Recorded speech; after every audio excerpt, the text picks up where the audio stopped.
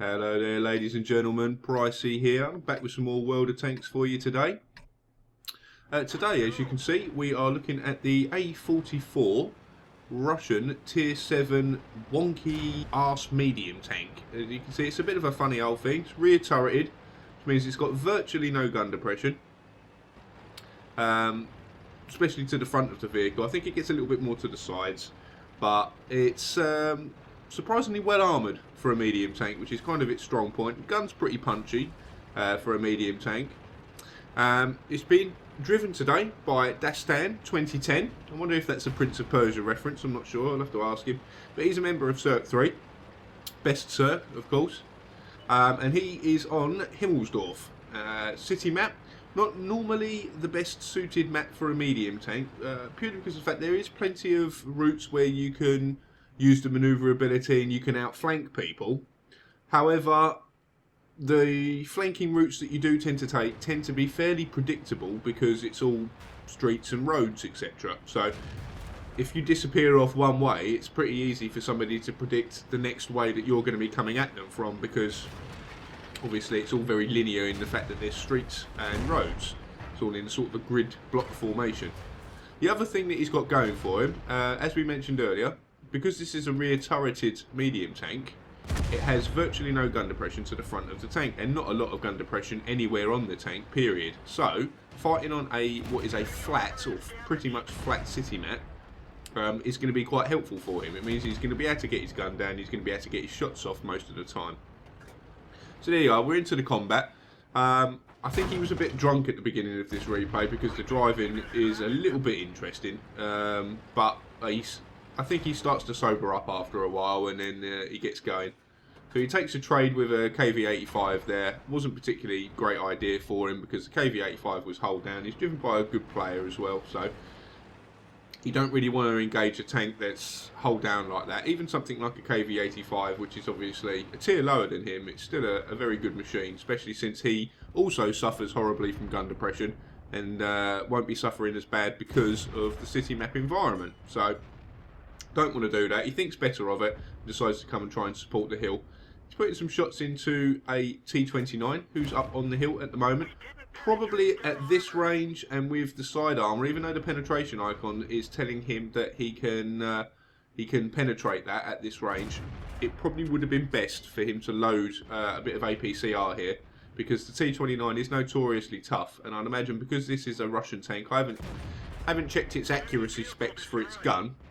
And even though accuracy is one of the more meaningless stats in this game, because obviously there is RNG involved in your shot, the gun does tend to disperse quite a lot. So exactly where you're aiming is very unlikely for the shell to actually end up going there. So a little bit of APCR there would have guaranteed that he would have penetrated that. And he does load some APCR now, because he's going in to fight a KV5, which is a great idea because KV5 is extremely tough and very well armoured. But as you can see, he's got the drop on the KV5. The KV5 is totally tunnelled on the Type 59 at the moment. He does not seem to even give a toss about Dastan's A44, which is kind of funny because the Type 59, we find out later, has actually disconnected from the game. As you can see, he's not moving. So the KV85 is now tunnelled on a tank that can't hurt him in any way possible, whilst being proceedingly filled up from behind by Dastan's A44. So now he realises he's got the drop on the KV5. The KV5 doesn't care about him. He's reloaded back to his AP rounds, because penetrating the back or the flat back of the KV5's turret, you don't need stand APCR for that, especially at that range. So he starts to save his prem ammo. Reloads some AP, and fortunately because he was pumping shot after shot through the back of the turret, he was hitting the KV5's ammo rack and his head comes off, so that's always quite handy. One thing I didn't like too much about what he did with that KV5 engagement was when I can see why he wanted to track him to stop him from trying to ram the Type 59 to death, but if he'd have pulled out a little bit further and got a little bit more angle on that, he could have tracked him and done damage, and I think that could have been a better way. So anyway, he's over here now. He's trying to look to defend the flag. His team's 9 for 9, and he's done 1400 damage, and he's an AT7. So he puts a shot into the back. Very nice. clips his fuel tank, sets him on fire. So all this free damage is racking up. Very nice. Puts in another one into the back for good measure, and that AT7 is looking pretty sour. Also, reset the cap as well. So there was about 40 or 50 cap points there that he got. This Lerva seems totally oblivious to what's going on, and he's just all ahead, full steam, doesn't care. Cops a shot in the face from the Ferdinand tank destroyer, and then cops 2 from Dastan in quick succession. And that Lerva's not looking so healthy anymore. Suddenly, 500, just under 600 hit points left. And out of his 1850 starting hit points, not looking so rosy for him anymore. So Dastan's now on 3,000 damage. Starts to rack up pretty fast. He's got himself 2 kills.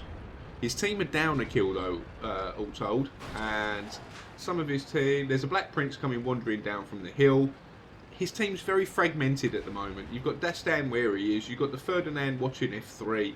Black Prince is wandering down the banana road. God only knows why. And the T29 is camping at the back like a little scared person. It's not quite the word I wanted to use, as you can imagine.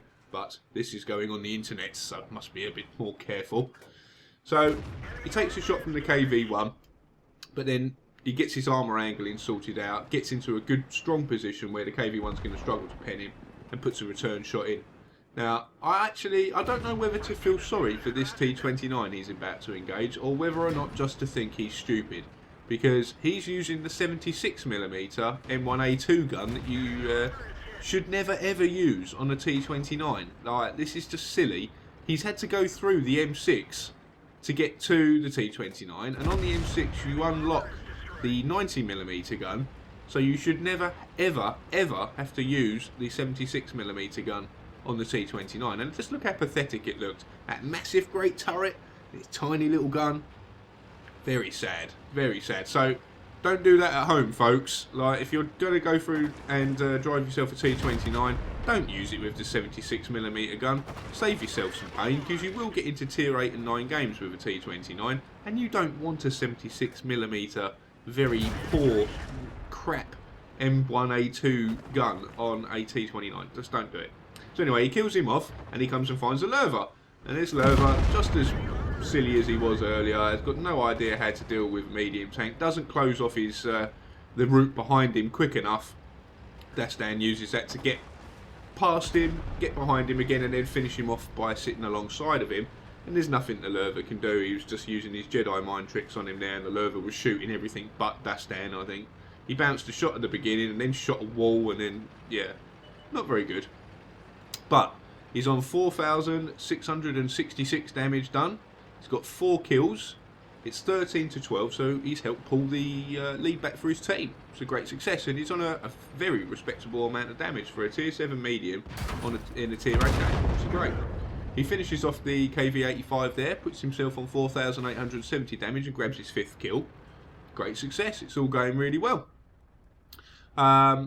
Looks like his team are comfortably going to be able to have it now. The T29 on his team's actually put his man pants on. Is now driven about 40 yards forwards and decided to go sit in the cap.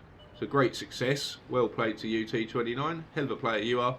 The IS-3 makes his appearance. He resets the T29, and then the Ferdinand blows his head off with a nice ammo rack. And that's GG. So let's have a look at the in-game score screen. And here we are at the in-game score screen for Dastan's round on Himmelsdorf in the A44. As you can see, he picked up his ace tanker. That was his mastery that game, and rightly so. Was a brilliant game.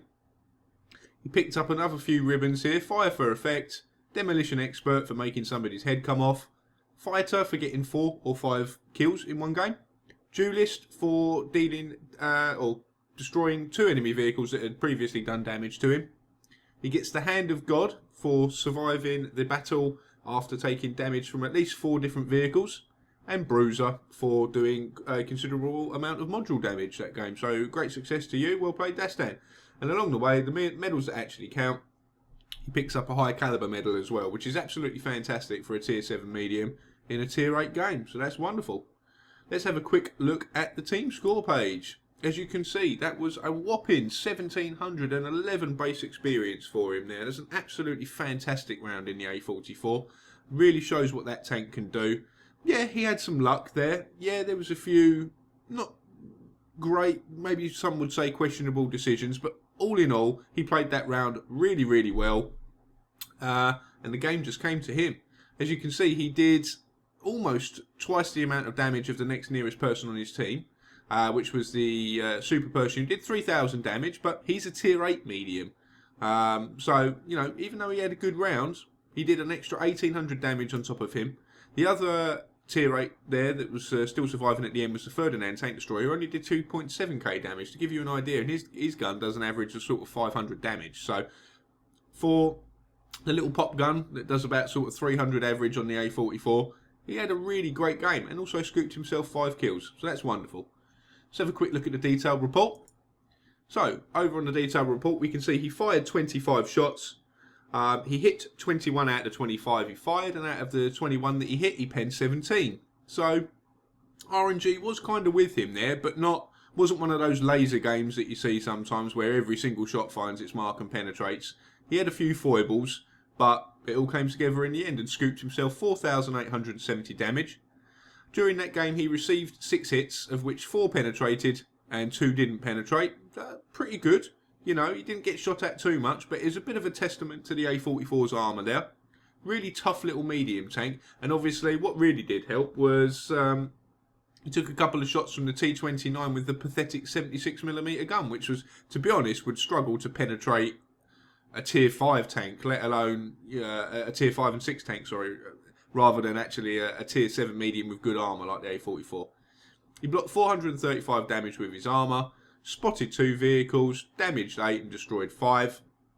Got 44 base defence points there for his part in resetting the AT7 at the cap, and travelled 3.5 kilometres. Pretty good round, especially since Himmelsdorf isn't exactly the biggest of maps.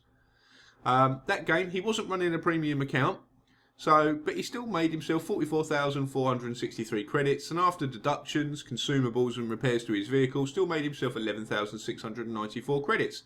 And as we discussed earlier, that was a 1,711 base experience game. So a really, really respectable amount of experience earned for a round there, even without premium account. So well done, Dastan. Thanks very much for sending that in. That round was really good to watch. I thoroughly enjoyed casting it. I look forward to seeing some more from you in the future. Now, of course, if you enjoyed this replay, you can give the video a like. If you're not a subscriber to my channel, please feel free to hit that subscribe button so you can be kept informed of more replays from either myself or subscriber replays and any future video series I decide to do. Of course, once you're a subscriber, you're then eligible to submit replays to the subscriber section here, and there's a view that if they're good enough, I will cast them for you. So, if you're interested in doing that, what you need to do is hit the subscriber button, then go and watch my video about the subscriber replay contest. Watch that through. That will give you all the details you need about the information I require when you submit a video and where to send the video, which email address to send the video to. You need to upload that to a third-party site, whether it be QB's Replays or What Replays, although I prefer What Replays because it's easier for me to get at. And then send that hyperlink through with the other information in an email through to me at my Replays email address.